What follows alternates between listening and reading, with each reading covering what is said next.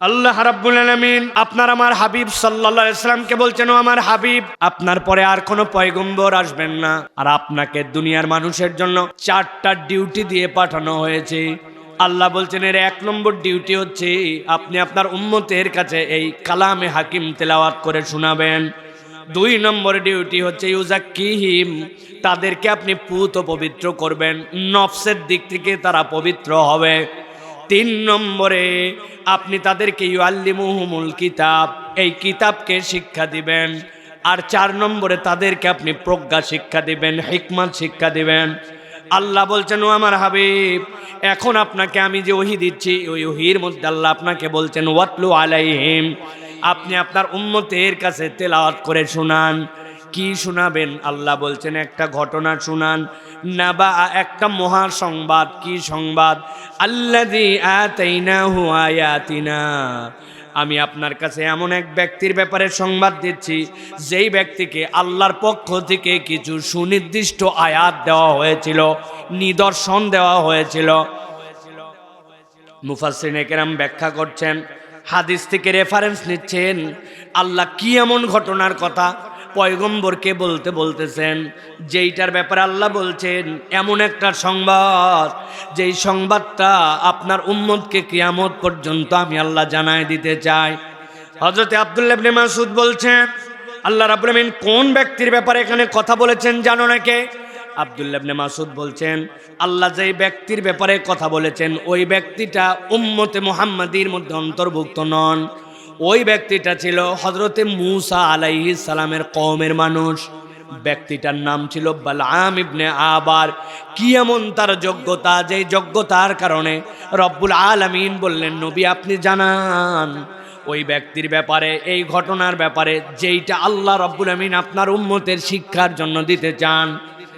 হযরত আব্দুল্লাহ ইবনে মাসউদ বলছেন, বালআম ইবনে আবার এমন একটা ব্যক্তি ছিল যেই ব্যক্তিটা মূসা আলাইহিস সালামের কওমে ইবাদত করতে করতে এমন জায়গায় পৌঁছায় গিয়েছিল, আল্লাহর কাছে কোনো বিষয় যদি ফরিয়াদ করত, 1 মুহূর্ত দেরি হতো না, ফরিয়াদ করতে দেরি, কবুল হতে দেরি হতো না। ইবাদত করতে করতে এমন প্রিয় আল্লাহর ব্যক্তি হয়ে গেছে, সুবহানাল্লাহ।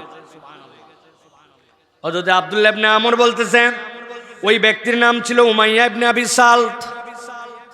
কিন্তু ইবনে মাসউদের এই কথার পিছনে মুফাসসিরিনে কেরাম যে এভিডেন্স এনেছেন সেটা হচ্ছে ওই বালআম ইবনে আবার, যে আল্লাহর কাছে হাত তুললে কবুল হয়ে যেত, কেন আল্লাহ তার কথা বললেন এই জায়গায়?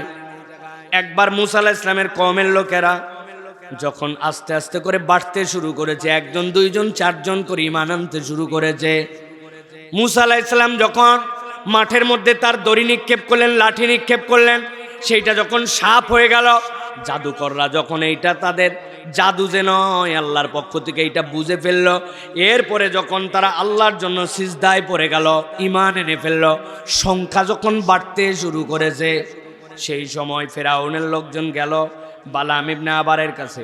যাওয়ার পরে বলে, বালআম, আজকে তোমার জন্য অনেক হাদিয়া তোহফা নিয়ে আসছি, অনেক উপঢৌকন, আজকে তোমার কাছে একটা বিষয়ের আরজি নিয়ে আসছি, তবে জেনে রাখো আজকে তোমার কাছে কোনো বিষয় কবুল করানোর জন্য পজিটিভ দোয়া নি নাই। আজকে এমন একজন ব্যক্তির ব্যাপারে তোমার কাছে আসছি, তুমি তার ব্যাপারে বদদোয়া করবে, সে যেন অচিরেই দুনিয়ার থেকে ধ্বংস হয়ে যায়, আল্লাহ যেন তাকে ধ্বংস করে দেয়, এইরকম একটা বদদোয়ার আরজি নিয়ে আসছি। এই ডানে বামে তাকায় দেখো ছাগল কতগুলা, গরু কতগুলা, দুম্বা কতগুলা, এগুলা সব নিয়ে আসা হয়েছে, তুমি আজকে বদদোয়া করবে একজনের ব্যাপারে। সাথে সাথে তারা জিজ্ঞাসা করলো বালআম ইবনে আবার তাদের কাছে, কার ব্যাপারে নিয়ে আসছো বদদোয়া? বলে, দেখছো না ফেরাউনের সাথে একটা লোকের ঠোকাঠুকি বেঁধে গেছে, একটা লোকের সাথে ফেরাউনের সাথে গন্ডগোল লেগে গেছে, সেই লোক বলে ফেরাউন নাকি ইলাহ নয়, তারা বলে আল্লাহ নাকি তাদের সাথে নাকি একমাত্র তাদের পক্ষেই তাদেরকে থাকতে হবে, যে তার পক্ষে যাবে সেই মুক্তিপ্রাপ্ত, আর যে তার পক্ষে নাই সে মুক্তপ্রাপ্ত নয়। ফেরাউনের সাথে যেই গন্ডগোল যেই লোকের, এই লোকের বিপক্ষে আজকে তোমাকে একটু বদদোয়া করতে হবে যাতে সে তাকে ধ্বংস করে দেয়, আল্লাহ যেন তাকে ধ্বংস করে দেন। যেই না এই কথা বালআমকে বলেছে, বালআম সাথে সাথে বলছে, তার ব্যাপারে তো আমিও কিছু কথা শুনেছি, এটা কি সেই লোক নাকি? বলে, কোন লোক? বলে, মাঠের মধ্যে যখন সকলেই ভেড়া দুম্বা চড়াতে যায়, উনিও চড়াতে যায়, ভেড়া দুম্বা অনেকগুলা নিয়ে যায়, কিন্তু ভেড়া দুম্বার যত রাখাল, সব রাখাল বিশাল টেনশনে থাকে, তাদের ভেড়া দুম্বা যেন এদিক ওদিক দৌড়ায় না চলে যায়, এই জন্য তারা সজাগ থাকে, এদিক ওদিক গেলে পিটায় পিটায় নিয়ে আসে। কিন্তু একটা লোক আছে, যেই লোক ভেড়া দুম্বা নিয়ে যায়, যাওয়ার পরে গাছের ছায়ার নিচে শুয়ে পড়ে, ঘুমায় যায়, আর ভেড়া দুম্বার পালের পাশে তার হাতের একটা লাঠি আছে, সেইটা পুঁতে রেখে দেয়। যেই না কোনো ভেড়া দুম্বা পালের থেকে বের হয়ে এদিক ওদিক দৌড়াদৌড়ি করে, ওই লাঠি একা একা উঠে যায়, উঠে পিটায়া পাটায়া সবগুলাকে ভিতরে নিয়ে আসে, দুম্বার পালকে, ভেড়ার পালকে, আবার যাতে জায়গা মতো লাঠি দাঁড়ায় যায়। সন্ধ্যাবেলা ওই লোক তার ভেড়া দুম্বা পাল নিয়ে আপনি আপনি চলে আসে। এই আশ্চর্য ঘটনা ঘটায় যে এই লোকই নাকি সেই লোক। বলে এই লোক কি সেই লোক নাকি? বলে কোন লোক? বগলের নিচে রুম করে হাত দেয়, হাত দেওয়ার পরে যেই না হাত বের করে সাথে সাথে আলো বের হয়, আবার যেই না প্রয়োজন ফুরায় যায় হাত বগলের নিচে নেয়, সাথে সাথে সেই আলোটা আবার নিভে যায়। অথচ এত আলো, ওই আলোতে আমরা মনে করি তার হাত বোধহয় পুড়ে চলে গেছে, কিন্তু তার হাত পুড়ে যায় না। এটা কি সেই লোক? সাথে সাথে সাথে লোকজন বলে হ্যাঁ হ্যাঁ এই লোকই তো সেই লোক, এই লোকের ব্যাপারে বদদোয়া করার জন্য তোমার কাছে আসছি। বালাম বলল না, হতেও পারে এই লোক তো সত্যও হয়ে যেতে পারে, অতএব তার বিপক্ষে বদদোয়া করা আমার দ্বারা সম্ভব নয়। সাথে সাথে যেই লোকেরা তার কাছে হাদিয়া তোফা নিয়ে আসছিল, তারা বলতে শুরু করলো, তুমি কি মনে করছো এই যে বদদোয়া করানোর জন্য আসছে এইটা কেবলমাত্র আমাদের স্বার্থ, ফেরাউনের স্বার্থ? না না না, এর সাথে তোমার স্বার্থও জড়িত আছে। কেমনে? বলে আজকে তোমার দোয়া কবুল হয়, বদদোয়া করলে কাজে লেগে যায়, এই জন্য তোমার কাছে মানুষ আসে ভাই, এত পরিমাণ হাদিয়া তোফা নিয়ে তোমার দরবারে হাজির। আজকে যদি তোমার বিপরীতে আরেকজন লোক দাঁড়ায়, তাহলে হয়তো তোমার কাছে কিছু লোক আসবে, কিন্তু সব লোক তোমার কাছে আসবে না। তোমার দরবার হালকা হয়ে যাবে, তোমার ইজ্জত তার থেকে ডাউন হয়ে যেতে পারে, ও তোমার থেকে বেশি প্রভাবিত হয়ে যেতে পারে, মানুষের মধ্যে তার বেশি পাওয়ার হয়ে যেতে পারে। অতএব সে যদি ধ্বংস হয়, খালি ফেরাউনের লাভ না, তোমার নিজেরও লাভ, তুমি একাই হিরো। সাথে সাথে গিলে ফেলছে, চিন্তা করছে দুনিয়ার স্বার্থ তার মাথার মধ্যে চলে আসছে। বললো ঠিক আছে, তাহলে আমি আল্লাহর কাছে তার বিপক্ষে বদদোয়া করি। সাথে সাথে সে হাত তুললো, হাত তুলে আল্লাহর কাছে বলতে শুরু করল, আল্লাহ মূসাকে আপনি ধ্বংস করে দেন। যেই নাই কথা বলেছে, আল্লাহ তাকে ইলহাম করে জানায় দিলেন, তোর দোয়া তো কবুল হবেই না, বরং সাথে সাথে জানায় দেওয়া হলো অতীতের আমল তোর সবগুলি বরবাদ, আর ভবিষ্যতে যতদিন হায়াতে থাকবে কোনোদিন তোর আর কোনো দোয়া কবুল করা হবে না। আল্লাহ কারণ ব্যাখ্যা করতেছেন, গভীর মনোযোগে খেয়াল করেন।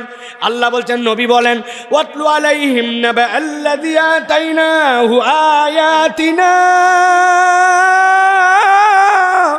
ওই ব্যক্তি এরকম নয় যে আল্লাহর আয়াত চিনত না, আল্লাহর হককে সে চিনে না, এরকম নয়।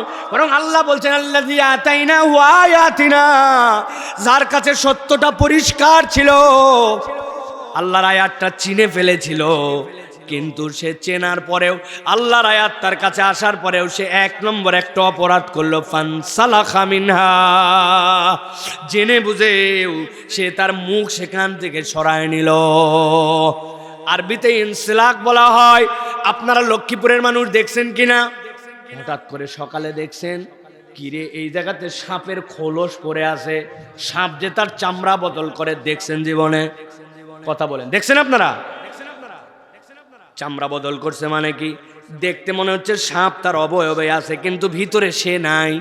আল্লাহ বলছেন ফানসালাখা মিনহা, এর মানে হচ্ছে আল্লাহর আয়াত চিনে, হক চিনে, সত্য জানে, কিন্তু জানার পরেও জেনে বুঝে সে সেখান থেকে মুখ ফিরায় নিয়েছি।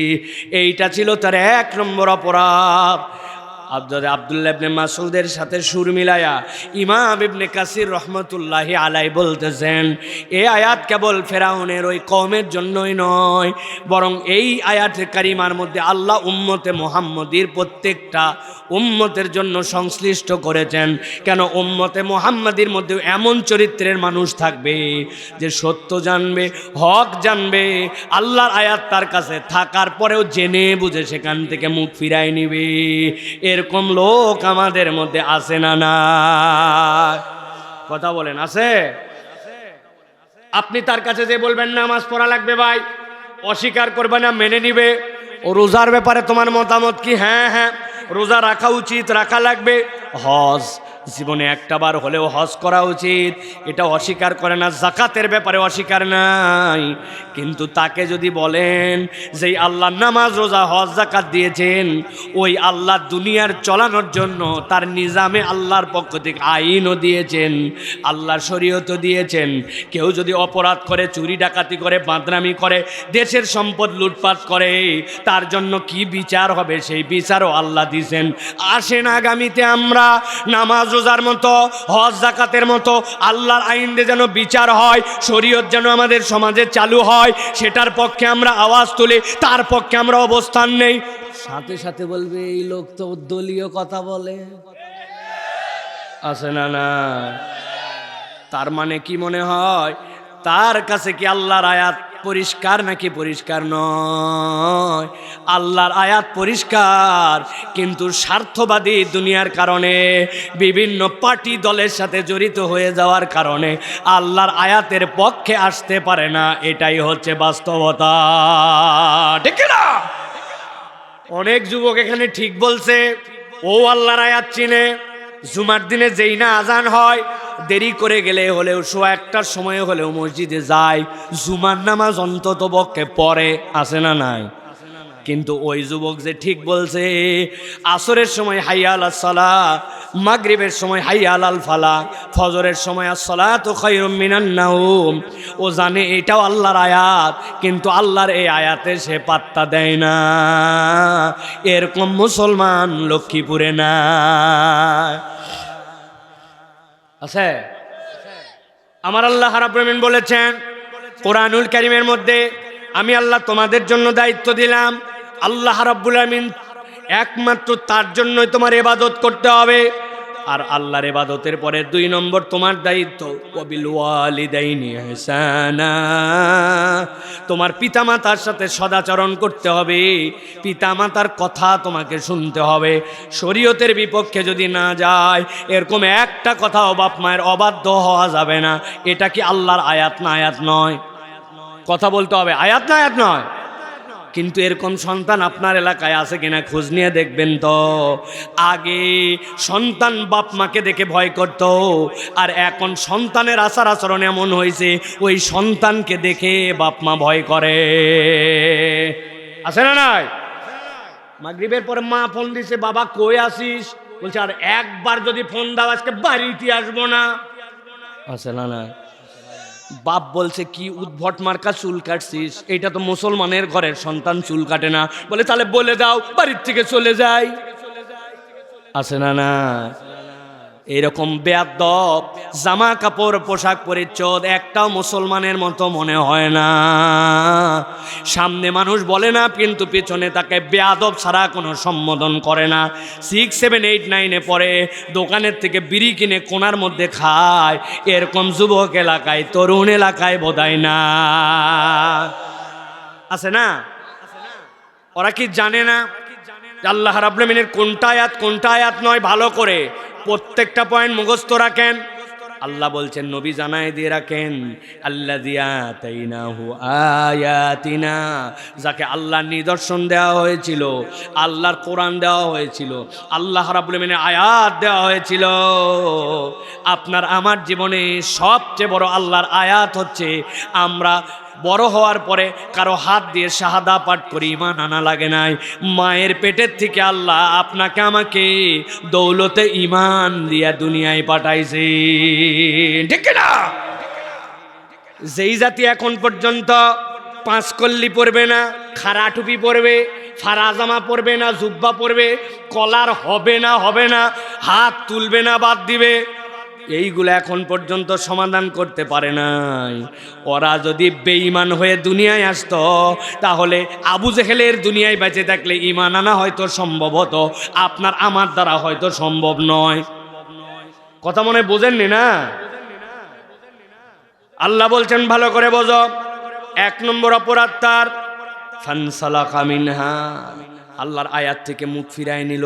যদি কেউ আল্লাহর আয়াত থেকে মুখ ফিরায়, আল্লাহ বলছেন সাথে সাথে সে 2 নম্বর একটা অপরাধে পড়ে যায়। কি অপরাধ? আল্লাহ বলছেন ফাআতবাহুশ শাইতানু ফাকানা মিনাল গাওয়িন। আল্লাহ বলছেন কেউ যদি আল্লাহর আয়াত, আল্লাহর নিদর্শন, আল্লাহর হুকুম, আল্লাহ রাব্বুল আলামিন যে বিধান আপনার প্রতি দিয়েছেন, জানার পরে বোঝার পরে সেখান থেকে যদি মুখ ফিরায় নাই, আল্লাহ বলছেন ফাতবাহুশ শাইতানু ফাকানা মিনাল গাওয়িন।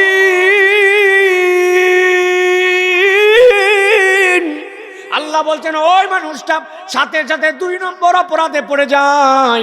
কি অপরাধ জানো নাকি? সাথে সাথে শয়তান তার পিছে লেগে যায়। একবার যদি শয়তান তার অনুসরণ করতে শুরু করে, আল্লাহ গ্যারেন্টার হচ্ছে, নবী বলে দেন ফাআতবাহুশ শাইতানু ফাকানা মিনাল গাওয়িন। নিশ্চিত নিশ্চিত ওই বান্দা পথভ্রষ্ট হয়ে যায়। কারা কথা বলতেছো ভাই? এটা তো একটা আদবের মজলিস না? তোমরা আসছো, তোমাদের প্রতি কৃতজ্ঞ আমরা। যেখানে যে কথা বলা যাবে না এটা তো জানো। এটা তো সিনেমা দেখতেছো, বাদাম খাচ্ছো আর গল্প করতেছো, এটা তো সেই মজলিস না। ফুটবল খেলা দেখতেছো, ক্রিকেট দেখতেছো আর মস্করা মারতেছো, এটা তো সেই মজলিস না।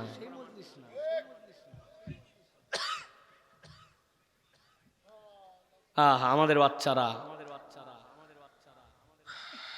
বহুত জীবন এখনো পড়ে আছে ভাই। চেহারা দেখে বুঝি তো 8, 9, 10, 11, 12 ইন্টারমিডিয়েট, এই তো না। এখনো চাকরি হয় নাই, বিয়ে হয় নাই, বড় হও নাই, বিদেশ যাওয়া লাগবে, বিয়ে করা লাগবে, সংসার, আগামী কত বরকতের জীবন পড়ে আছে। কোরআনের সাথে বেয়াদবি করলে ট্র্যাকে থাকতে পারবে না, লাইনে উঠতে পারবে না, একদম বরবাদ হয়ে যাবে, বরবাদ হয়ে যাবে, বরবাদ হয়ে যাবে। লিখে নিয়ে রাখো।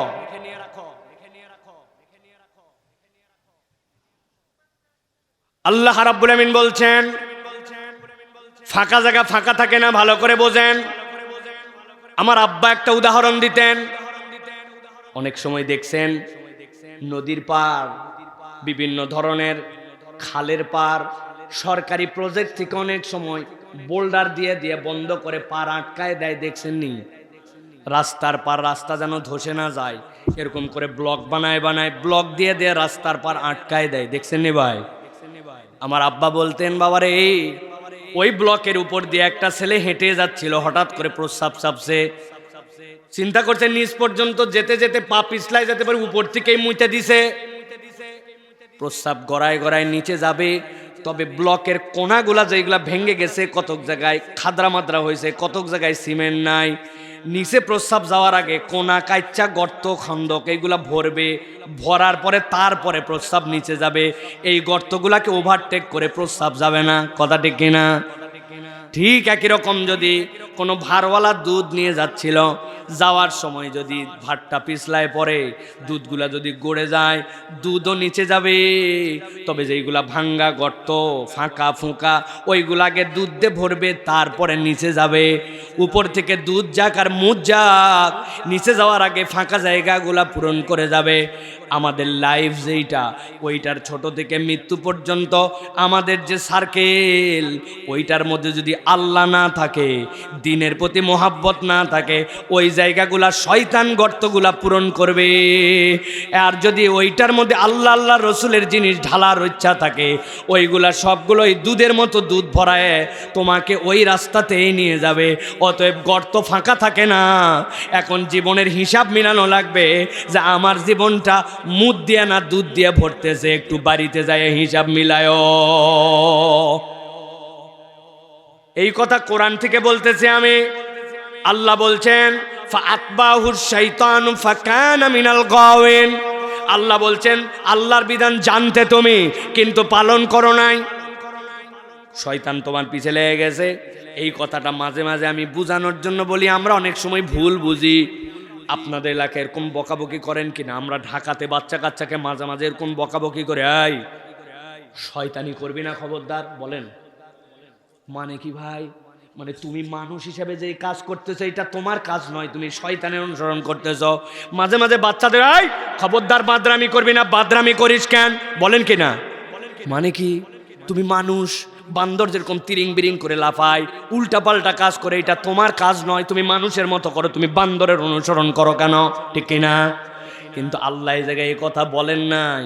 আল্লাহ বলছেন আল্লাহর বিধান জানতে, আল্লাহর হালাল জানতে, আল্লাহর কোরআন তোমার কাছে পরিষ্কার ছিল, কোনটা আল্লাহর নির্দেশ এটা জানো, কিন্তু জানার পরেও মানো নাই। এখন তুমি শয়তানের অনুসরণ করো না। আল্লাহ বলছেন ফাতবাহুশ শাইতান, এখন শয়তান তোমার ইমাম বানায়া, শয়তান এখন মুক্তাদি হয়ে গেছে। আর একবার শয়তান যার পিছে লাগে, আল্লাহ বলছেন ফাকানা মিনাল গাওয়িন, নিশ্চিত হয়ে যাও অবশ্যই অবশ্যই তুমি পথভ্রষ্ট হবে। নাউযুবিল্লাহ। গভীর মনোযোগ। এই জায়গায় তাহলে দুইটা অপরাধ। এক নম্বর অপরাধ জেনে বুঝে আল্লাহর আয়াত থেকে মুখ ফিরায় নিছে, দুই নম্বর শয়তান তার পিছে লেগে গেছে। আল্লাহ বলছেন নবী সামনে বেরোন, সামনে আগান, আপনার উম্মতের জন্য তেলাওয়াত করেন। আল্লাহ আয়াতে কারিমা দিলেন ওয়ালাউ শি'না লারাফা'নাহু বিহা। ও আমার হাবিব, সে মনে করছিল আল্লাহকে না মানলে, আল্লাহর আয়াত না অস্বীকার করলে আমার বোধহয় দুনিয়াতে উপকার, আমার বোধহয় দুনিয়াতে ভবিষ্যৎটা উজ্জ্বল। কিন্তু আল্লাহ বলছেন আপনি নবী জানায় দেন ওয়ালাউ শি'না, যদি আমরা চাইতাম। আল্লাহ নিজেকে জমা মুতাকাল্লিম দিয়ে ব্যবহার করে বলতেছেন যদি আল্লাহ চাইতেন, লারাফা'নাহু বিহা, সে যদি আল্লাহকে মেনে নিত, ডান বামে না তাকাতো, কোরআন সুন্নাহর অনুসরণ করত, আমি আল্লাহ বললাম আমি চাইলে তার মর্যাদা আসমানে তুলে দিতে পারতাম। আল্লাহু আকবার। কিন্তু আল্লাহ বলছেন সে তো আগে দুইটা অপরাধ করছে, আল্লাহর বিধান তো মানলই না, উপরন্তু আরো দুইটা নতুন অপরাধে নিমজ্জিত হলো।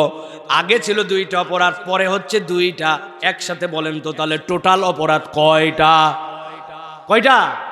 হাতগুলো এরকম করে নামান তো ভাই, ডান হাতটা এরকম রেডি করেন, আমি বলবো টোটাল অপরাধ কয়টা, একসাথে চারটা হাত তুলতে হবে। টোটাল অপরাধ কয়টা? সব হাত ওঠে নাই, আরেকবার হাত নামান একসাথে। টোটাল অপরাধ কয়টা? একবার মুখস্থ করে নিয়ে বাড়ি যাবেন। কালকের থেকে ওয়াজ পাড়া মহল্লায়, চায়ের দোকানে, আপনার স্ত্রীর কাছে মুখস্থ করে ওয়াজ করবেন। আমি আপনাকে সেই রকম করে ওয়াজ করতেছেন, ওয়াজ শিখাই দিয়ে যাচ্ছে আপনাকে আল্লাহর কোরআন। আল্লাহ বলছেন নবী জানাই দেন তার 3 নম্বর অপরাধ কি? ওয়ালাকিন্নাহু আখলাদা ইলাল আরদ। আল্লাহ বলছেন তার 3 নম্বর অপরাধ হচ্ছে সে নিরেট জমিনমুখী হয়ে গেল, তার মুখটাকে একবারে মাটির দিকে করে ফেললো। আরবিতে খুলদুন বলা হয়। সেই প্রাণী ঘাস খাওয়ার সময় মাথা নিচু করে, পানি খাওয়ার সময় মাথা নিচু করে, ওই যে খড় খাওয়ার সময় মাথা নিচু করে, যে খাবারই আপনি মাটিতে রাখেন মাথা নিচু করে খায়। আপনাদের এলাকায় এরকম প্রাণী আছে নাকি ভাই? কি নাম? গরু। আরেকটা কি? আরেকটা কি? গরু, ছাগল, ভেড়া, মহিষ, উট, দুম্বা, এইগুলা সবগুলা জমিনের দিকে মুখ করে দিয়ে রাখে। আল্লাহ বলছেন সে মানুষ, কিন্তু আল্লাহ বলছেন ওয়ালাকিন্নাহু আখলাদা ইলাল আরদ, সেও মাটির দিকে মুখ করলো। মানুষ আবার কেমনে মাটির দিকে মুখ করে? মানুষ তো হাত দিয়ে খায়, মানুষ তো প্লেট প্রয়োজনে এই জায়গায় তুলে খায়। দুনিয়ার কোনো মানুষ তো উপর হয়ে এরকম করে চাটে খায় না। খাইছে নাকি ভাই? ডাল যদি শেষে একটু পাত্রে থেকেও যায়, তাহলে ওইটা পাত্র মুখের কাছে নিয়ে টান দিয়ে খায়। দুধ ভাত খাওয়ার পরে দুধ যদি থেকে যায়, ওই দুধ হলেও তুলে খায়, মুখ নিয়ে যায়, মাটির সাথে খায় না, ঠিক না? কিন্তু আল্লাহ বলছেন না, ওয়ালাকিন্নাহু আখলাদা ইলাল আরদ, ওই মানুষটা নিরেট দুনিয়াদার হয়ে গেল। আল্লাহ প্রাণীর সাথে উদাহরণ দিয়েছেন, সে খায় না ওরকম করে, কিন্তু তার চাল চলন, আচার আচরণ, ব্যবসা বাণিজ্য, তার লেনদেন কেবলমাত্র দুনিয়ার জন্য সে যা ইচ্ছা তাই করতে পারে। অথচ তাকে ব্যতিক্রম বানানো হয়েছিল। কেমন ব্যতিক্রম? এই দুনিয়াতে আল্লাহর সৃষ্টিগুলা 3 ভাগে বিন্যস্ত। কয় ভাগ? একদল সরীসৃপ, মুকিব্বান আলা ওয়াজিহি, মুখের ভর দিয়ে চলে। ওই যে টিকটিকি, ওই যে তেলাপোকা, ওই যে কেঁচো, ওই যে আপনি কুমির যেইটা দেখেন, ওইগুলা সবগুলা জমিনের ভর দিয়ে চলে, আপনি আমি দেখি মুখের ভরে চলে।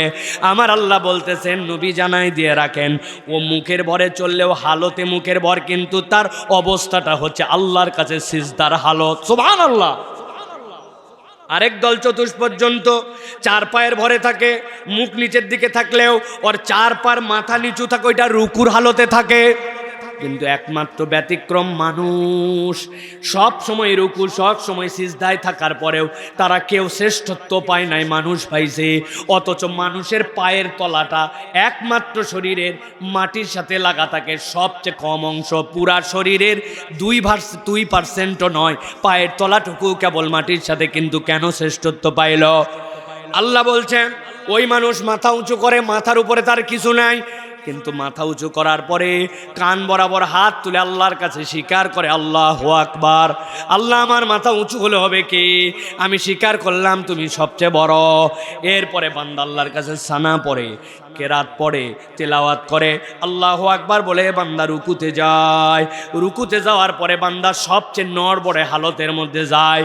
একটা মানুষ তার যত হালত আছে সবচেয়ে দুর্বল হালত হচ্ছে রুকুর হালত। হাত দুটা এই জায়গায় দিয়ে মাথা সানসেটের মতো বের করে দিয়েছে, একটু কুনি দিয়ে ঘুতা দিয়ে দেখেন ধাপ করে পড়ে যাবে মানুষ। এত দুর্বল হালতের থেকে দুর্বল তার হালত নাই।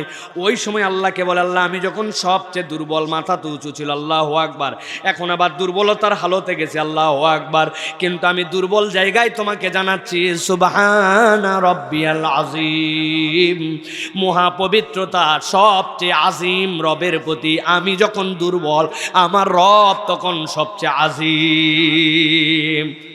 ওই বান্দা সামি আল্লাহু লিমান হামিদা বলে উঠেছে, আল্লাহ বান্দার উত্তর দিচ্ছেন, ও বান্দা নামাজে মনোযোগ ছিল, কিছু সময় ছিল না, তিলাওয়াত পুরোপুরি শুদ্ধ না, আল্লাহ চেষ্টা করতেছি তারপরেও হচ্ছে না, তোর কি কনসেন্ট্রেশন 100%? না আল্লাহ নাই। একই সূরা কত পড়িস?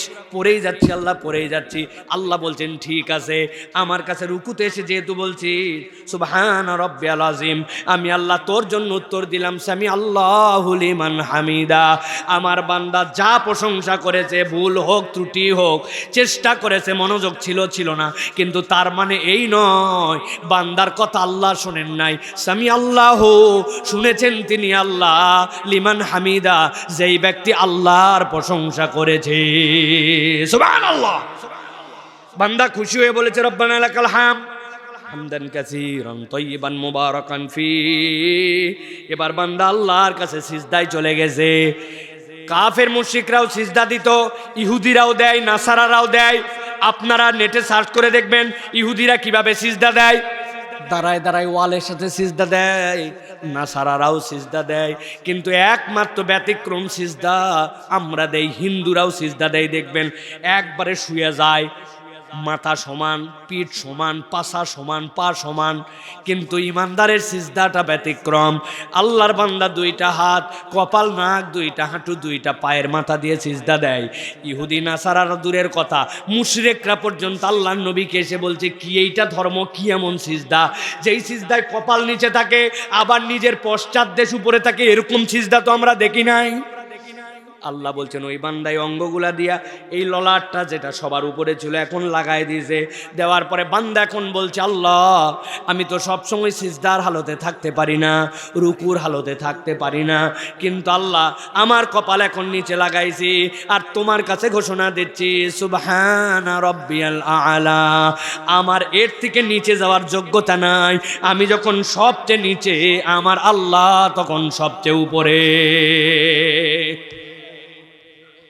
আল্লাহ বলছেন তোমার মর্যাদা আমি এরকম বানালাম, অথচ 3 নম্বর অপরাধ তার ওয়ালাকিন্নাহু আখলাদা ইলালাত, নিরেট দুনিয়াদার, ও দুনিয়া ছাড়া কিচ্ছু বোঝে না।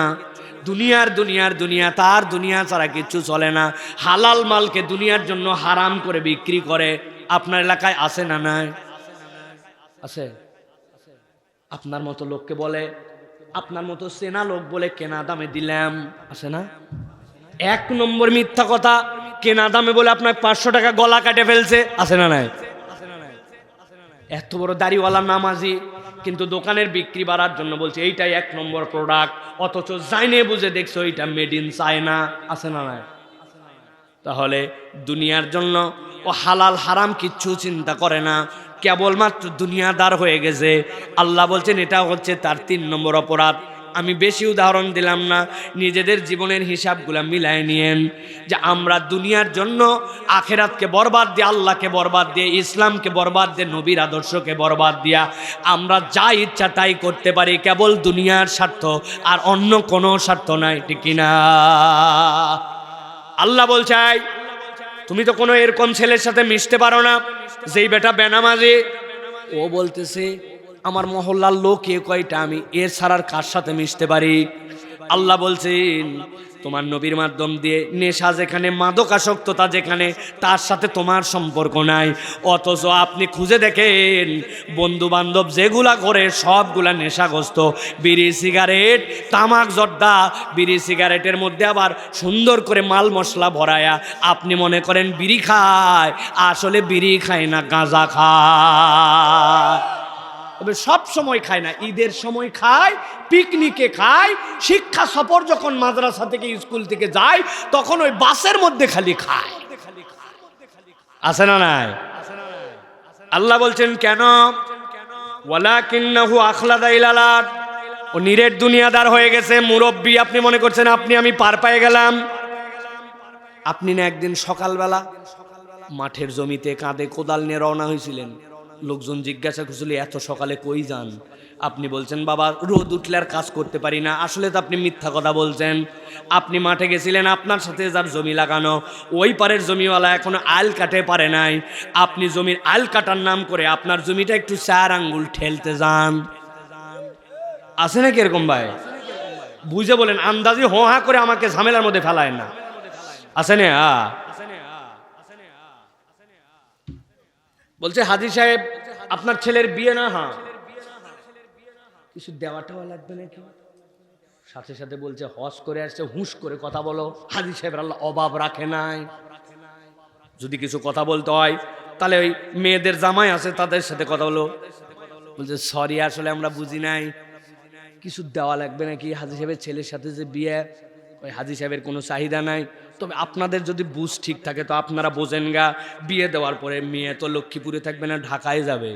যদি একটা ইয়ামাহা এফজেডএস দেন আমরা চড়বো নাকি? আপনার বেটিক নিয়ে ঘুরবে হাজী সাহেবের বেটা। যদি একটা বড় আপনারা টিভি দেন আপনার মেয়ে দেখবে। ভালো যদি একটা ফ্রিজ দিয়ে ঘর সাজায় দেন আমরা গুড়াগাড়া মাছ, দেশি মাছ পেলে পাঠাবো, আপনার মেয়েরাকে আরাম করে খাবে, আমাদের কোনো চাহিদাই নাই। বলছে ঠিক আছে, আপনাদের মতো শরীফ লোক হয় না, আমরা বুঝে ফেলছি আপনাদের কোনো চাহিদা নাই। এরকম কৌশল করে হাজী সাহেব, ইমানদার সাহেব, নামাজি সাহেব, আল্লাহর বান্দা পরিচয় দেয়, কিন্তু নিরেট দুনিয়াদার হয়ে যাওয়ার কারণে কৌশলে যৌতুক খায়। লক্ষ্মীপুরে এরকম পরিবার না। এদিকেও আছে। আল্লাহ রাব্বুল আমিন বলছেন এটা হচ্ছে তার 3 নম্বর অপরাধ। ওয়ালাকিন্নাহু আখলাদা ইলালাত। এবার আল্লাহ বলছেন তার 4 নম্বর অপরাধ কি জানো নাকি? আল্লাহ বলছেন 4 নম্বর অপরাধ হচ্ছে ওয়াত্তাবা হাওয়া। সে তার মন পছন্দ জীবন চালায়। ওয়াত্তাবা হাওয়াহু, আল্লাহ বলছেন অনুসরণ করে তার প্রবৃত্তিকে, তার নফসকে অনুসরণ করে। আল্লাহ যে মানে না এরকম না, আল্লাহ মানে, আল্লাহকেও লাগে, তবে আল্লাহকে লাগে তদ্দূর যদ্দূর পর্যন্ত তার স্বার্থের প্রয়োজন হয়। যেখানে আল্লাহকে লাগে না ওই জায়গায় বাদ দেয়। এরকম মুসলমান আমাদের এলাকায় আছে ভাই।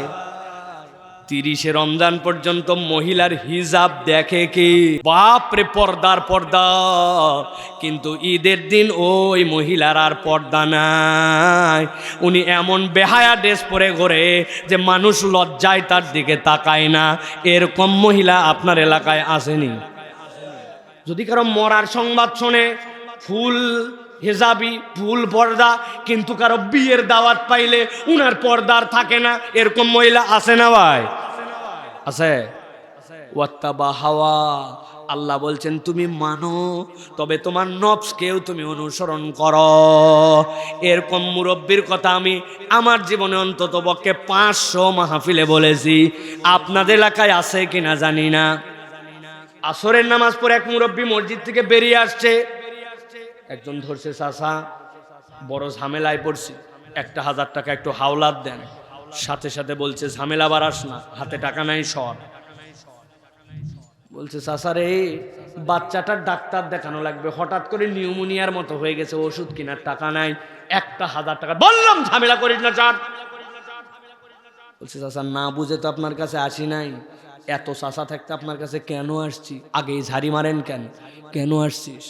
বলে আজকে হচ্ছে শনিবার, 1000 টাকা দেন, আল্লাহ মাসালে আগামী মঙ্গলবার বাদ আসর 1250 ক্যাশ রিটার্ন। বলছে বেকুব কোথাকার, মানুষকে হাতে করে টাকা নিয়ে ঘুরে নাকি? বাড়ির চল। বাড়িতে নিয়ে যাওয়ার পরে 1000 দিয়ে দিছে, দিয়ে আবার বলছে লাগলে আরো বল। তো চাষিও বসে নাই, মুরব্বী মানুষ বাড়িতে বসতে কি করবে? 25,000 টাকা সেও খাটাচ্ছে। তবে যা বলবি তাড়াতাড়ি কর, মাগরিবের আজান হয়ে গেছে। ছোট দিনের বেলা আমি জামাতে যাই নামাজ ধরবো, আসরের নামাজ পড়েছি, দাদনে টাকা লাগায়া, সুদে টাকা খাটায়া, এত বড় দাড়িওয়ালা টুপিওয়ালা মুসলমান নামধারী, আবার মাগরিবের নামাজ তকবির উলার সাথে জামাতে ধরতে চায়। এরকম কতগুলা খাটাস মার্কা মুনাফেক চরিত্রের মুসলমান নামধারী আছে না? না এলাকায় আছে? 2-1 এর মধ্যে আছে ভিতরে? না, তাকায় দেখেন না একটু, আছে নাকি এখানে? এখানেও আছে। আমার আল্লাহ বলছেন নবী আপনি জানায় রাখেন, চরিত্রটার 4 নম্বর ওয়াত্তাবা হাওয়া। নামাজের ইসলাম লাগে, রোজার ইসলাম লাগে, কিন্তু সে নফসকেও ইলা বানায় রাখছে। তদ্দূর পর্যন্ত নেয় যদ্দূর পর্যন্ত তার লাগে, আর যেখানে লাগে না সেখানে আর নেয় না। ঠিক না? ওর বাচ্চাকে সকাল 8টার সময় মারে, বাড়ির মধ্যে বাপ মা মিলে উভয় মিলে পিটাচ্ছে। পাশের বাড়ির থেকে বলে আম্মা এত মারেন কেন, আপা এত মারেন কেন, বাচ্চাকে এত শাসন করে নাকি? কথা বলবেন না আপনি, শাসনের সময় কথা বলতে হয় না। কেন শাসন করি জানেন? ব্যাককল কোথাকার ইংরেজিতে দুর্বল, ক্যালকুলাস পারে না, ক্লাস 9-এ উঠে গেছে। অনেক কষ্ট করে লক্ষ্মীপুর সদরে একটা প্রাইভেট দিছি, মাসে মাত্র 8 দিন, নিবেই না ব্যাস ফুল, তাও 8,000 টাকা দিয়া। বেয়াদব কোথাকার, সকাল 8টা বাজে ঘুমের থেকে ওঠে না, 8 দিন প্রাইভেট, তাও যায় না। মারবো না মানে গায়ের চামড়া তুলে ফেলা দরকার। বলেন তো এই শাসন করা ঠিক আছে কিনা? ঠিক আছে, উচিত। কিন্তু যেই বাপ মা সকাল 8টায় বাচ্চা কোচিংয়ে যায় না জন্য 8,000 টাকা নষ্ট হয়, ক্যালকুলাস লাগবে, ইংরেজি লাগবে জন্য সন্তানকে শাসন করে, ওই মুসলমান পিতা মাতায় মাসকে মাস চলে যায়, তার সন্তানকে চর থাপ্পড় দিয়েও কোনোদিন ফজরের নামাজে জামাতে পাঠায় না। এরকম মুসলমান লক্ষ্মীপুরে না। আন্দাজে আছে বলেন না, কিসের আছে? আমরা কিসের আছে? আছে আবার কি? আমাদের পরিবার কে?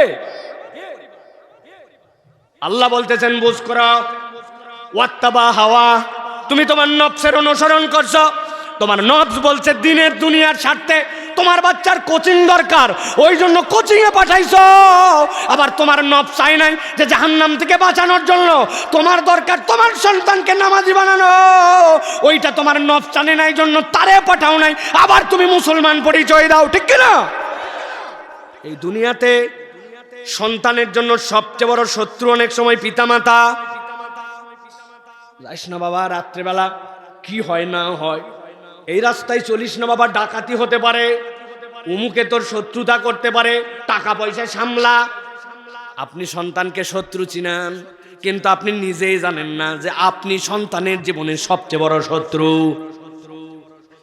আপনি এত বড় দাড়ি নিয়ে ঘোরেন, পাঞ্জাবি টুপি নিয়ে ঘোরেন, হুজুরের মজলিসে যান, জিকির করে একদম তাল সমান করে ফেলেন, কিন্তু আপনার বাড়িতে পর্দা নাই, আপনার সন্তানের মুখে দাড়ি নাই, আপনার মেয়েটা এখন পর্যন্ত বাইরে যাওয়ার পরে বেহায়ার মতো কাদের সাথে ঢলকায় ঢলকায় গল্প করে, আপনি খবর নেন নাই। আল্লাহ বলছেন ওয়াত্তাবা হাওয়া, তুমি তোমার নফসের ইতাআত করেছো, আল্লাহকে নিছো তোমার যত দূর লাগে, আর যত দূর লাগে না সেখান থেকে তোমার নফসই তোমার জন্য ইলাহ, ঠিক না?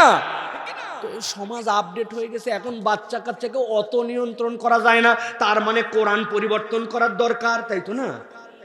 নতুন করে নবী আসা দরকার, তাই তো না? ইসলামের যে বিধান সেটা দিয়ে আপনি বুঝতেছেন হচ্ছে না, অথচ আল্লাহ রাব্বুল আমিন বলে দিয়েছেন আল-ইয়াউমা আকমালতু লাকুম দীনাকুম ওয়া আতমামতু আলাইকুম নি'মাতি ওয়া রাদিতু লাকুমুল ইসলাম দীনা। মৃত্যুর বাড়িতে আল্লাহর দেওয়া তরিকায় আপনার শোক হয়, কিন্তু আনন্দের বাড়িতে আল্লাহর দেওয়া তরিকায় আনন্দ হয় না। কে লক্ষ্মীপুরে বিয়ে শাদী হয়তো না ভাই? হয়, যুবকেরা হয়। মামাতো বোনের বিয়ে, খালাতো বোনের বিয়ে, আপন বোনের বিয়ে, নাতির বিয়ে, নাতনির বিয়ে, আত্মীয়র বিয়ে হয় না? ইসলামের বিয়ের বিধান আছে ভাই। ইসলামের বিয়ের প্রথম বিধান হচ্ছে একটা ফরজ, ইজাব আর কবুল। 2 নম্বর ওয়াতুন নিসা সাদুকাতিহিন্না নিহলা, মেয়েদেরকে আপনার পক্ষ থেকে দেনমোহর দিতে হবে সাধ্যের মধ্যে যদ্দুর কুলায়। 1 কোটি 1 লক্ষ 1,000 101 টাকা উসুল 21,000। ওরে বেয়াদব, ভক্কর চক্কর, এরকম নয়। ওয়াতুন নিসা সাদুকাতিহিন্না নিহলা। 3 নম্বরে আকেল বালেগ 2 জন সাক্ষী রাখা লাগবে। 4 নম্বরে নবী বলছেন আউলিম ওয়ালাউ বিশাতিন, একটা ছাগলের বাচ্চা দিয়ে হলে অলিমা করো, অলিমার অনুষ্ঠানে খেজুর খাওয়াও। তোমার বিয়েটা প্রয়োজনে দব বাজায় মানুষকে জানায় দাও যে বিয়ে হচ্ছে, এটা যেন গোপন না থাকে, সবাই যেন জানে, এটার একটা সামাজিক নিরাপত্তা আছে। ইসলামের বিয়ে এই পর্যন্ত শেষ, লক্ষ্মীপুরের বিয়ে কে এই পর্যন্ত শেষ? কি আছে? 3-4 দিন আগের থেকে মেহেদি সন্ধ্যা, 2 দিন আগের থেকে হলুদ ও সন্ধ্যা, 1 দিন আগের থেকে ক্ষীর খাওয়ানি, আগের দিনে ভাবি কর্তৃক গা ডলে ডলে গোসল করানি, আর 7 দিন আগের থেকে এলাকার সবচেয়ে ভালো ডেস্ক বক্স যেগুলা, ওইগুলা নিয়ে যায়া বাড়ির 2 পাশে দিয়া আলোকসজ্জা করে, এরপরে উদাম পাদাম হিন্দি গান, ইংরেজি গান, আছে না? যেই বাড়ির থেকে এরকম আসরের নামাজ পাশের মসজিদে, ওই বাড়ির থেকে এক মুরব্বী আসতেছে, চিনতে পারছে এই বাড়ির বিয়ের লোক। 1 লোক ধরছে, এই চাচা আপনার বাড়িতে কি শুরু হয়েছে? এই যে ঢিস্টি ঢিস্টি, ব্যাপারটা কি? নামাজ কালাম মানতেছেন না, দিন রাত মানতেছেন না, বাচ্চা কাচ্চা মুরব্বী অসুস্থ কিছুই মানতেছেন না, পাগল বানায় ফেললেন। থাম, তোরও বেটি আছে, কিছুদিন পরে তোরও বিয়ে দেওয়া লাগবে। এগুলাকে আমি করতে চাইছি নাকি? এটা এলাকাবাসী করছে, নাতি নাতনিরা করছে, এখানকার যুবকরা একটু করতে চায়, আছে না? না, শেষে বলতেছে রাগ করিস না রে, একদিনই তো, আজকে বিয়ে হয়েছে, কালকে অলিমা হলে শেষ, চল বাবা নামাজ পড়ে আসি। হাজী সাহেব নামাজ পড়ে, হাজী সাহেব নামাজের দাওয়াত দেয়, কিন্তু তার বাড়িতে গান বাজনা, বেলাল্লাপনা, বেহায়াপনা, সেইটা নাকি এলাকাবাসী চায়, নাতি নাত্তুর চায়, ছোটরা চায়, মহল্লাবাসী চায়, জন্য করে। তার মানে নামাজের ইলা আল্লাহ, আর গান বাজনার ইলা হচ্ছে উনার নফস আর এলাকাবাসী, ঠিক না? আছে আপনাদের, আছে ভাই? আমার আল্লাহ রাব্বুল আমিন বলছেন, নবী আপনি জানায় দেন, এদের হচ্ছে 4টা অপরাধ, ভালো করে আবার মুখস্থ করেন। আল্লাযী আতাইনাহু আয়াতিনা ফানসালাকা মিনহা, আল্লাহর হুকুম যে বুঝতো না তা না, শুনলাম না, সাপের মতো খোলস ফালাই দিলাম, বডি নিয়ে চলে গেলাম। 2 নম্বরে তার অপরাধ হচ্ছে শয়তানের অনুগামী হয়ে গেছে, শয়তান তার পিছে লেগে গেছে, পাত্তা দেয় না, রাখ, দুনিয়ায় এরকমই। এ কি নবীর যুগ নাকি, সাহাবীদের যুগ নাকি? এখন এরকমই যুগ, আপডেট যুগ। ওই সময় বিদ্যুৎ ছিল না, অমুক ছিল না, তমুক ছিল না, অ্যান্ড্রয়েড মোবাইল ছিল না, কিচ্ছু ছিল না। এখন মোবাইল থাকলে একটু গান বাজনা শোনা লাগে, নাটক টাটক দেখতে না চাইলেও চলে আসলে দেখা লাগে। ওই যুগ আর এই যুগ মিলবে না। আল্লাহ বলতেছেন ফাতবাহু শয়তান, শয়তান তার পিছে লেগে গেছে। 3 নম্বর আল্লাহ বলছেন ওয়ালাকিন্নাহু আখলাদা ইলাল্লাহ, সে নিরেট দুনিয়াদার হয়ে গেছে। দুনিয়ার জন্য যা ইচ্ছা তাই করতে পারে, ডাজেন্ট ম্যাটার, এটা কোনো বিষয় নয়। বিয়ের আগে এই সম্পর্ক কেন? বলছে বিয়ে করে প্রথম দিন থেকে চেনা নাই জানা নাই একজন মানুষের সাথে যদি হয় কেমন হলো, এই জন্য আগের থেকে একটু সব সেটেল করে নিচ্ছি। আছে না? তোমার আব্বা কেমনে বিয়ে করছিল, দাদা কেমনে বিয়ে করছিল, তুই দুনিয়ায় কেমনে আসছিলি, একটু হিসাব মিলাইস ভাই। 4 নম্বরে ওয়াত্তাবা হাওয়া, সে তার নফসের অনুসরণ করে। আল্লাহ বলছেন নবী বলে দেন এই 4 অপরাধ যার, আল্লাহর কাছে তার একটা উদাহরণ আছে। আল্লাহ বলছেন নবী বলেন ফামাসালুহু কামাসালিল কালব ইন তাহমিল আলাইহি ইয়ালহাস আও তাতরুকুহু ইয়ালহাস যালিকা মাসালুল কওমিল্লাযীনা কাযযাবু বিআয়াতিনা। নবী বলে দেন সমস্যা নাই, এই 4 অপরাধ যার মধ্যে আছে আল্লাহর কাছে তার উদাহরণটা হচ্ছে কুকুরের মতো। বলেন তো আল্লাহর কাছে কার মতো? হয় নাই, একসাথে বলতে হবে, একটা মুখ বন্ধ রাখা যাবে না। আল্লাহর কাছে তার উদাহরণ হচ্ছে কুত্তার মতো। বলেন কারা কারা বাদ দিছে? আরেকবার বলেন তার উদাহরণ কার মতো? আচ্ছা জোরে বলেন কার মতো? কুত্তার মতো। বলে হুজুর মাহফিলে 4 বার কুত্তা বলালেন, আমি আপনাকে এমনি এমনি এত জোরে বলাই নাই, আপনি যা ভাবতেছেন তা নয়। আপনি ভাবছেন কুত্তা একটা নাপাক প্রাণী, কুত্তা খাওয়া তো জায়েজ না? জায়েজ? কুত্তা হারাম না জায়েজ? এমনকি কুকুর যদি আপনি বাড়িতে পোষেন সেটা পর্যন্ত ইসলাম এলাও করে না। কুত্তা যদি কোথাও চেটে দেয় কয়বার ধোয়া লাগে? 7 বার। শেষবার কি দিয়া? মাটি দিয়া, ডিটারজেন্ট দিয়া। তাহলে কুকুর কত নাপাক, কত খারাপ। ওর গায়ের মধ্যে যদি ভেজা থাকে, ওই ভেজা যদি আপনার গায়ে লেগে যায় তাহলে আপনার জন্য সেই পোশাক পর্যন্ত নাপাক হয়ে যায়। আল্লাহ বলছেন এই 4টা অপরাধ তার উদাহরণ কুকুরের মতো। আপনি ভাবছেন এইগুলার জন্য? না না না না, এইগুলার জন্য আল্লাহ উদাহরণ দেন নাই। এই জন্য আপনার মনের মধ্যে ঢুকানোর জন্য আমি আওয়াজ করে বুঝাইছি। আল্লাহ বলছেন তার উদাহরণ কুত্তার মতো। আমি অনেক সময় বলি কুকুরের 2টা স্বভাব মানুষের থেকে বেটার। একটা হচ্ছে কুকুর হচ্ছে বিশ্বস্ত। কি? কেমনে? দেখবেন বড় এক লিডার আসবে, এক বিশাল জনসভা, প্রাইম মিনিস্টার আসবে, আনসার বাহিনী আগের থেকে আছে, খুঁটি গাড়ার সময় থেকে আনসার, এরপরে পুলিশ, তারপরে র্যাব, তারপরে বিজিবি, এখন তো সেনাবাহিনী। তাও মন ভরে নাই, শেষে র্যাবের ডগ স্কোয়াড, কুত্তা স্কোয়াড নিয়ে আসে, আশপাশে শুকায় যে এর মধ্যে কোনো কিছু আমাদের চোখ এড়ায় গেছে অথবা কেউ কৌশলে পুঁতে রাখছে, ওইটা ধরার জন্য কুত্তা নিয়ে এসে শুকায়। কথা বলেন।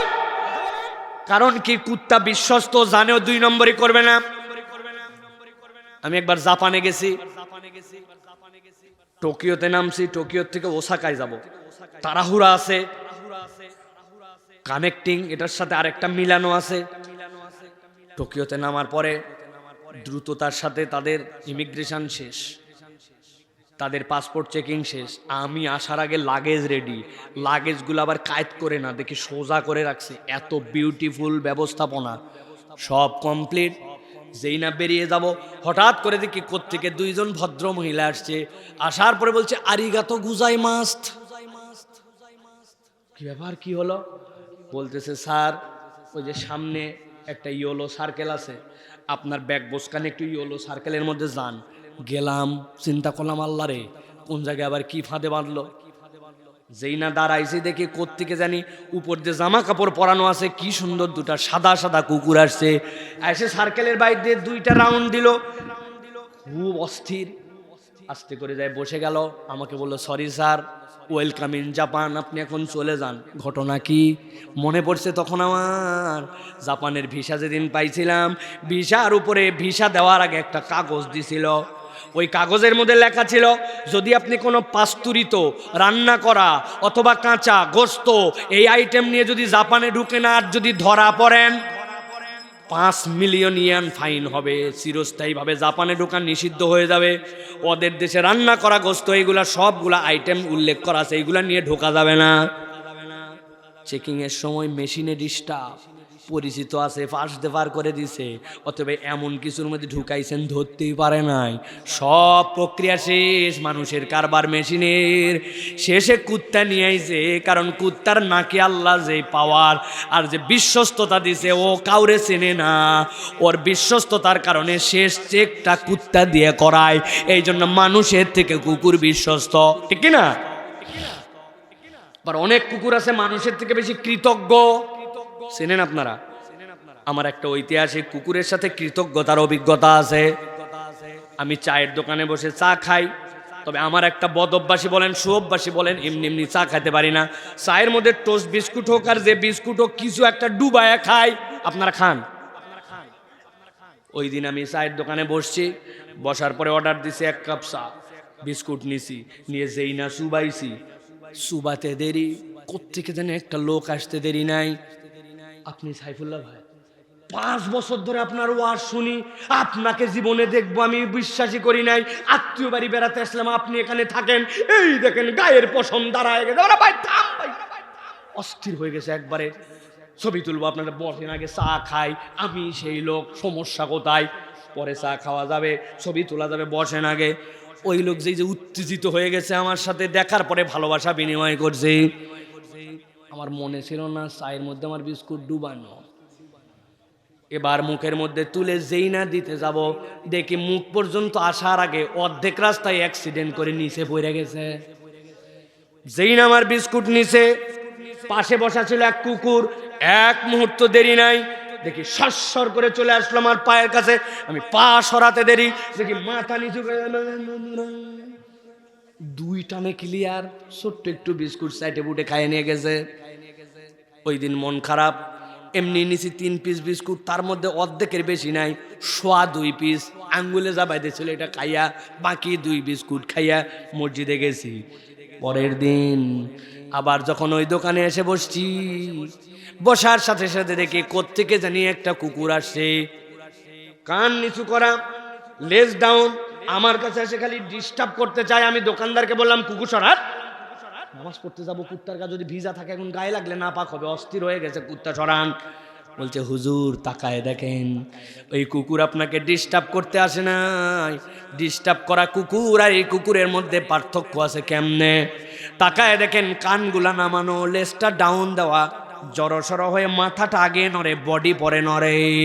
গতকালকে আপনি ওরে যে বিস্কুট খাওয়াইছিলেন, ওই বিস্কুট খাওয়ানোর কৃতজ্ঞতা জানানোর জন্য আপনার পায়ের কাছে এসে দেখেন মাথা নড়ায়। লক্ষ্মীপুরের মুসলমান আওয়াজ করে উত্তর দেন, আজকে যে কুকুর কৃতজ্ঞতা জানাতে আসছে, গতকালকে এই কুকুরকে কি আমি বিস্কুট খাওয়াইছিলাম নাকি বিস্কুটটা হাতের থেকে পড়ে গেছিল? পড়ে যাওয়া বিস্কুট খেয়ে 24 ঘন্টা পরে কুকুর কৃতজ্ঞতা জানায়, কিন্তু আপনি আপনার এলাকায় এরকম মানুষ খুঁজে পেয়েও যেতে পারেন। হাওলাত নেওয়ার সময় আপনারে কি না কি বলছে, এখন আপনি হয়ে গেছেন পাওনাদার, সে আর আপনার ফোন পর্যন্ত উঠায় না, আপনার আর চেনে না। তার বাচ্চাটার বিপদে আপনি আগায় গেছিলেন, তার যেন কল্যাণ হয় এই জন্য আপনার অবদান জীবনে আছে। এখন আপনি একটু ঠেকা বেঠাকা তার মুখামেক্ষি হয়েছেন, এখন আপনাকে চেনে না তো চেনে না, সুযোগ পাইলে আপনাকে বাঁশ দিতেও ছাড়ে না, আছে না? না, তাহলে অনেক সময় মানুষের থেকে কুকুর বেশি কৃতজ্ঞ হয়, ঠিক না? আল্লাহ বলতেছেন, ফামাসালুহু কামাসালিল কাল, পয়েন্টে আছেন? সার অপরাধ যার, আল্লাহ বলছেন কুত্তার মতো তাদের উদাহরণ আল্লাহর কাছে কেন? নবী জানায় দেন, ইন তাহমিল আলাইহি আলহাস আও তাতরুকুহু আলহাস যালিকা মাসালুল কওমিল্লাযীনা কাযযাবু বিআয়াতিনা। আল্লাহ বলছেন কুকুরের উদাহরণ এই জন্য, কুকুরের একটা চরিত্র আছে, ফামাসালুহু কামাসালিল কালব ইন তাহমিল আলাইহি ইয়ালহাস আও তাতরুকুহু ইয়ালহাস। কুকুরের পিঠে কেউ বোঝা চাপায় না, কিন্তু কুকুরের পিঠে যদি বোঝা চাপায়, পিপাসা পাইলে তারপরেও সে জিহ্বা বের করে দেয়। আর কুকুরকে যদি নরমালও ছেড়ে দাও, ইয়ালহাস, যদি পিপাসা পায় তাহলে জিহ্বা বের হয়ে তার জিহ্বা দিয়ে পানি পড়ে। এইটার দুইটা ব্যাখ্যা। কুকুরের চরিত্র অস্থির, আর কুকুরের চরিত্রটা এমন পিপাসার্থ যখন হয়, আর পিপাসার্থ যদি নাও হয়, তার চঞ্চলতাটা তার শরীরের মধ্যেই থাকে। এখান থেকে মোড়ে যাবে, মোড়ের দোকানে যাবে, মনে হচ্ছে যেন চতুর্থ বিশ্বযুদ্ধ লেগে গেছে, অর্ধেক হাঁটতে পারে না, তার বেশি দৌড়ায়, কোনো কাজ নাই, ওখান থেকে আবার ঘুরে আসতেছে, হাঁটতে পারে না, খালি দৌড়ায়। কুকুর যা চলাচল করে 3 ভাগ খালি দৌড়, ঠিক কিনা? কি ব্যস্ততা তার! শীতের মধ্যেও যদি হাঁপায় যায়, জিহ্বা দিয়ে লাল পরে, গরমেও যদি হাঁপায়, জিহ্বা দিয়ে লাল পরে। পিপাসা যদি হয়, আরবিতে লাহাসুন মানে জিহ্বা দিয়ে লাল পরে। আল্লাহ বলছেন আমিও চ্যালেঞ্জ দিলাম। আল্লাহর আয়াত না জেনে বুঝে তুই অস্বীকার করছিলি, তোর পিছনে শয়তান লাগছিল, তুই না নিরেট দুনিয়াদার হয়েছিলি, আর তুই না দুনিয়ার বুকে নফসকেও মানছিস, আবার আল্লাহকেও মানছিস, তোর ইচ্ছা খেয়াল খুশি মতো চলাচল করছিস। তোর জিন্দগিটা আমি কুকুরের মতো অস্থির বানায় দেব। দুনিয়াতেও তোর লোভ লালসা, দুনিয়াতেও তোর পিপাসা নিববে না, পরকালেও তোর পিপাসা নিববে না। দুনিয়াতেও জিন্দগি অস্থির হবে, পরকালেও অস্থির হবে। আল্লাহর কথা শোনা লাগবে না, কিন্তু আল্লাহ তোর জীবনটা কুত্তার সাথে মিলায় দিবেন। আমার তরুণরা বলবে হুজুর একটু আগে তো আমাদেরকে বকাবকি করলেন, 5th জেনারেশনের মানুষ আমরা, 5th জি। লক্ষ্মীপুরের অনেক ডাবের গাছে পানি নেয়, কি জন্য জানেন হুজুর? ওই যে নেটওয়ার্কের টাওয়ারের কারণে ডাবের ভিতরে পানি শুকায় গেছে, ডাব ছোট হয়ে গেছে। আপনি আছেন সেই মানধাত্তা আমল নিয়ে, এখন দুনিয়াটাই অস্থির, প্রতিযোগিতার দুনিয়া। একটু চলাচল করতে একটু প্রতিযোগিতা নিয়ে চলতে হয়, একটু অস্থিরতা না থাকলে চলে না। কম্পিটিশনের দুনিয়া, মাইনে নিলাম। তুমি আর কম্পিটিশন কি করছো? আল্লাহর দয়া আমরাও কম্পিটিশন করছি। কিন্তু জিজ্ঞাসা করি আপনার কাছেই, দুনিয়ার জীবন নয় অস্থিরতার কথা বলে পার করলাম, কিন্তু দুনিয়ার জীবনের ডাক শেষে যখন কবরে যাবে, এই তারুণ্য, এই যুবক, এই বয়স্ক কাল, এই যে বালেগের পরের থেকে হায়াত, এই যে অস্থিরতার জীবনটা পার করলাম আল্লাহ, ওইটার উত্তর কি কবরে যায় ও বলা যাবে তো যে আল্লাহ কবরের জীবনে অস্থির হয়েছে, সমস্যা নাই, যাবে তো বলা না? হিসাব মিলায়েন, আল্লাহর চ্যালেঞ্জ গ্রহণ করেন না। আল্লাহ বলছেন দুনিয়া আখিরাতকে আল্লাহ অস্থির বানায় দিবেন।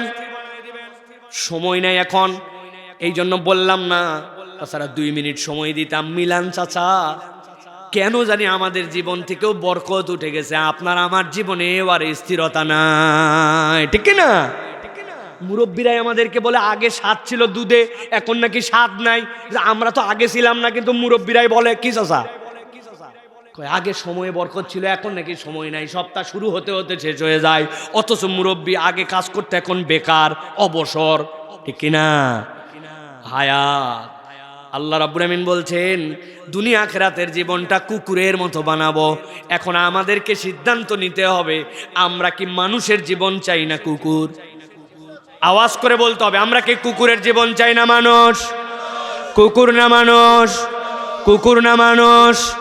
আমার আলোচনা শেষ, 2টা আয়াত দিয়ে শেষ করব। আল্লাহ বলতেছেন, নবী বলে দেন, ফাকসুসিল কাসাসা লাআল্লাহুম ইয়াতাফাক্কারুন। তুমি যদি মানুষের জীবন চাও, নবীকে বলছেন আপনি কিসসাটা বারবার বলেন, আবার বলেন, ফাকসুসিল কাসাসা লাআল্লাহুম ইয়াতাফাক্কারুন। আশা করা যায় ওরা চিন্তা করে ময়দান থেকে উঠবে। চিন্তা যদি করেন মানুষের জীবন, চিন্তা না করলে কুত্তার জীবন। যত কুকুর দেখবেন বুঝবেন এটাই হচ্ছে আমি এই ক্যারেক্টারে আল্লাহর কাছে আছে। চিন্তা মানে কি? আগেও বেনামাজি ছিলাম, এখনো বেনামাজি, আগেও মিথ্যুক, এখনো মিথ্যুক, আগেও 2 জায়গায় বসলে 3 জনের ব্যাপারে গীবত, এখনো গীবত, আগেও বিড়িখোর, এখনো বিড়িখোর, আগেও বান্দার হক নষ্টকারী, আগেও, পরেও তাই। এইটা যদি হয় আল্লাহ বলছেন তুমি চাইলেও কুত্তার জীবন, না চাইলেও কুত্তার জীবন। আর আল্লাহ বলছেন লাআল্লাহুম ইয়াতাফাক্কারুন, ওরা চিন্তা করে চলতে শুরু করেছে। আল্লাহ অতীতে ভুল করে ফেলছে, কিন্তু আজকের থেকে সিদ্ধান্ত নিলাম আমি তো মানুষের জীবন চাই। সে প্রত্যেকটা পদক্ষেপ চিন্তা করে করে ঘোরে, চিন্তা করে করে আল্লাহর দিকে আসে। আল্লাহ বলছেন অতীতের গুনাহ মাফ করে আল্লাহ তাকে নতুন একটা মানুষের জীবন দিয়ে দিবে। সর্বশেষ আল্লাহ বলছেন তবে এক শ্রেণীর লোক থাকবে, সাআ মাসালাল কওমুল্লাযীনা কাযাবু বিআয়াতিনা, তাদের কাছে বলা না বলা সমান যারা আল্লাহর আয়াত স্বীকার করে না। আমরা কি আল্লাহর আয়াত স্বীকারকারী না অস্বীকারকারী? অস্বীকারকারী না স্বীকারকারী? আল্লাহ বলছেন তবে একদল আছে বলা না বলা সমান, সাআ মাসালাল কওমুল্লাযীনা কাযাবু বিআয়াতিনা আনফুসাহুম কানু ইয়াজলিমুন, তারা তাদের নফসের প্রতি জুলুমকারী, তাদেরকে বললেও যা না বললেও তা। অতএব দুইটা সিদ্ধান্ত নিয়ে উঠতে হবে। আমরা যদি আল্লাহর আয়াতের স্বীকারকারী হই আর মানুষের জীবন চাই, তাহলে আল্লাহর আয়াত শোনার পরে দেরি করার সুযোগ নাই, মানা লাগবে। আর প্রত্যেকটা ধাপ হিসাব করে করে চিন্তা ভাবনা করে চলা লাগবে, ঠিক না? তোমার বন্ধু তোমাকে জাহান্নামে নিয়ে যাচ্ছে, তুমি তারে বন্ধু বলতেছো কেমন করে? এটাই তো একটা লজ্জাজনক ব্যাপার। তুমি বলছো আর কয়েকদিন, ইন্টারমিডিয়েটের পরে আমি তো বাহিরে চলে যাব, এসএসসির পরে তো ঢাকা কলেজে ভর্তি হয়ে যাব, এলাকায় আর সেটাই লাভ কি? তুমি এই বিড়িখোরের সাথে ঘুরছো, গাঁজাখোরের সাথে ঘুরছো, বেনামাজির সাথে ঘুরছো, দেখা হওয়ার পরে তোমাকে বলছে ফেসবুকের খবর কি, অমুক নায়িকার লিঙ্ক পাইছিস নাকি, তার বুকের সাইজ কত, অমুকের মাজার সাইজ কত, এখনো হিন্দি গান শুনিস, ইংরেজি গান শুনবি, ব্যাকডেটেড হয়ে আসছিস, ও জীবনে ফজর পড়লি কিনা, কোরআন তেলাওয়াত করলি কিনা, হারামের সাথে তো রিলেশন আছে কিনা, এইগুলার থেকে তোমাকে জীবনে সতর্ক করে নাই। যত ফাউল যত খারাপ সবের সাথে তোমাকে যুক্ত করে, তুমি তারপরেও তাকে বন্ধু বলো, সে তোমার বন্ধু নয়, সে আস্ত শয়তান, তোমাকে জাহান্নামে নেওয়ার কারিগর, ঠিক কি না? বুঝে চলো, বুঝে চলো। তুমি ভদ্র করে চুল কেটে আসার পরে বলে কোন ভক্কর চক্কর সেলুনে গেছিলি রে, টাকাটাই তো মাটি, কি চুল কাটছিস মদন মার্কা। উনি চুল কাটা শিখায়, এদিক নাই ওদিক নাই, মধ্যে দিয়ে কুত্তার লেজ আছে না নাই? তাজা বাপের টাকায় প্যান্ট কিনে সেলাই কেটে ছিঁড়ে সেইটা পরে বলে স্টাইল। আমি বলি তুমি কিসের স্টাইল করো? এই স্টাইল তো আমি 30 বছর আগে গাবতলিতে যেই সকল 8 নম্বর আর 7 নম্বর বাসের হেল্পার তাদের ছিঁড়া প্যান্ট পরতে দেখছি ব্যাককল, আর তুমি বলে স্টাইল। আমি দেখি তুমি ব্যাকডেটেড 30 বছর আগে গরিব মানুষ যে কিনতে পারতো না তার চরিত্র নিছো। আমাদের এলাকায় আসতো পুরাতন হাড়ি পাতিলের বদলে, নতুন হাড়ি পাতিলের বদলে পুরাতন কাপড় দিবেন কিনা, আপনাদের এলাকায় নিত। সেরা বহুদিন পরে পরে পরে পরে শেষ, ওইটা বেচে দিয়ে 2টা পাল্লা কিনছে। এই গরিব মানুষ গাবতলির ওই হেল্পার, ওর কয় টাকা কামায়, ওইগুলাই আবার ধুইয়া ওই জায়গায় বেচতো। ওই হ্যান থেকে খালিদ 30 লইয়া যান, বাচ্চা লন, দেখা লন, খালিদ 30। ওইখান থেকে ওই সেরা প্যান্ট গরিব মানুষ কিনছে, এখানে ফাটা ওখানে নাই।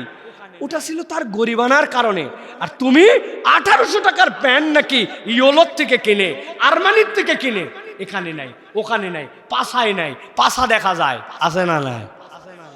এই নামাজ পড়নি, কয় কয় হুজুর আমার পোশাক না পাক। কি ব্যাপার, তুমি মহিলা নাকি যে মাসে নির্ধারিত সময় তোমার পোশাক না পাক হয়? হ্যাঁ না না হুজুর, মানে একটু টাইট প্যান্ট তো, বসে মুততে পারিনি, দাঁড়ায় মুতিছিলাম, পানি ছিল না। আপনার এলাকায় এরকম আছে নাকি? আছে? আহা আহা, আল্লাহ বলতেছেন সাআ মাসালাল কওমুল্লাযীনা কাযাবু বিআয়াতিনা, তোমাকে বলা না বলা সমান, তুমি শুনে গেছো কিন্তু আমল করো নাই। হাজার হাজার বার হুজুররা বলছে মাসফালা মিনাল কাবাইনি ইজারি ফিন্নার, টাকনুর নিচে তোমার কাপড় থাকতে পারে না। দাড়িটা রাখা মুসলমানদের শাআইরুল ঈমান, ফরজ। ও শুনতে পারে নাই, ও বলনেওয়ালা বলে যাক, আমি শোনার কথা শুনে যাই, আছে না নাই? সিদ্ধান্ত নিয়ে উঠে যান, আমার কথা শেষ। কুকুরের জীবন না মানুষের জীবন? আল্লাহর আয়াত মানি না আল্লাহর অস্বীকার করি? বাকিটুকু আর বললাম না, খালি কুত্তা দেখবেন আর ভাববেন। আল্লাহ আমাদেরকে বোঝার তৌফিক দান করো। 4টা পয়েন্ট মনে থাকবে তো ইনশাআল্লাহ? থাকবে তো ইনশাআল্লাহ? আর প্রথমে 2টা পয়েন্টের কথা বলছি, ভয় নাই, সাহসটাকে দিয়ে নিছি, আমাদের কোনো হারানোর কিছু নাই। যদি সবর করি আর তাকওয়া অবলম্বন করি, আমাদেরকে পরাজিত করবে এরকম কোনো শক্তি নাই। হয়তো দেখছেন মেরে ফেলছে, কিন্তু মারেই তো আমাকে শাহাদতের মৃত্যু দিয়া ডাইরেক্ট জান্নাতে ঢুকাইছে, ঠিক না? হাদি কি মরে গেছে? হাদি কি মরে গেছে? 32 বছরে এমন জায়গা জেগে গেছে, বাংলাদেশ যতদিন থাকবে তার নাম ততদিন থাকবে, তার নাম ততদিন থাকবে। তুমি মিলাও মিলাও প্রিয় ভাই, মিলাও। তোমার বয়স 28, 29, 26, 17 অথবা 32 পার হয়ে কত দূর গেল, আমি আমার লাইফটুকুকে কোন পর্যন্ত নিয়ে আসতে পারলাম, মিলাও। আমি কি ইম্প্যাক্ট সৃষ্টি করতে পারছি এলাকার জন্য, দেশের জন্য লাগবে না, এলাকার জন্য তুমি কি ইম্প্যাক্ট সৃষ্টি করতে পারছো? একটা মানুষের প্রয়োজন পড়লে তোমার কথা সবার আগে মনে পড়ে কিনা? একটা মানুষের যদি কারো সাহায্য করার কথা মনে হয়, তোমার কথা সবার আগে মনে করে কিনা? মাহফিল বাস্তবায়ন কমিটির জন্য যখন কমিটি করতে চায়, তোমার কথা সবার আগে মনে করে কিনা? কোনো মহিলা যদি বিপদগ্রস্ত হয়, তোমার কথা সবার আগে মনে পড়ে কিনা? এলাকায় কেউ যদি অসুস্থ হয়ে টাকা তুলে তার উপকার করা লাগবে, তোমার কথা সবার আগে মনে হয় পড়ে না? যদি হয় তাহলে বুঝবে তোমার যে বয়স, সেই বয়সেই তোমার ইম্প্যাক্ট। টাকা পয়সা দিয়ে ইম্প্যাক্ট তৈরি করা যায় না, আখলাক দিয়ে, চরিত্র দিয়ে, আদর্শ দিয়ে ইম্প্যাক্ট তৈরি করতে হয়, ঠিক না? মানুষ মনেই করে ওকে অন্তত ওর কাছে যাস না, ওটা বখাটে, বিরিখো, বেয়াদ্দ, বাপ মায়ের কথা শোন না, ও অশ্লীল মোবাইলে জিনিসপত্র দেখে, ওর চুল কাটার ধরন খারাপ, তো দাড়ি মুচকাটে ঘুরে বেড়ায়, ওর কাছে যাস না, অন্তত অন্যজনের কাছে যায়। ফালতু ছেলে তোমাকে ফালতু বলে নাকি তোমার ইম্প্যাক্ট আছে, তুমি হিসাব মিলাও। আল্লাহ বলতেছেন এই জন্য যে এইটা নবী আপনি বলে দেন, ফাকসুসিল কাসাসা লাআল্লাহুম ইয়াতাফাক্কারুন, তারা যেন চিন্তা করে ময়দান থেকে উঠে যায়।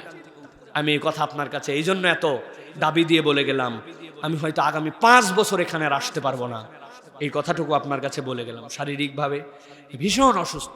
এই একটা মানুষ আমার হজের সাথী, আরাফাতের সাথী, মিনার সাথী, এই ভাইয়ের সাথে মিনার ময়দানে বসে ওয়াদা করছে জন্য আমি আজকে আসছি, তাছাড়া আজকে আসার মতো শরীর আমার ছিল না। আল্লাহ রাব্বুল আলামিন তারপরে আপনাদের সাথে অনেক কথা বলে ফেলছি, আপনারাও শীতের মধ্যে অনেক মনোযোগ দিয়ে কথা শুনছেন। আল্লাহ আমাদের উভয়কে ক্ষমা করে দেন, আল্লাহ আমাদের সকলকে তার দ্বীনের উপরে চলার মতো তৌফিক দান করে দেন। হাযা মা ইনদি ওয়াল ইলমু ইনদাল্লাহ।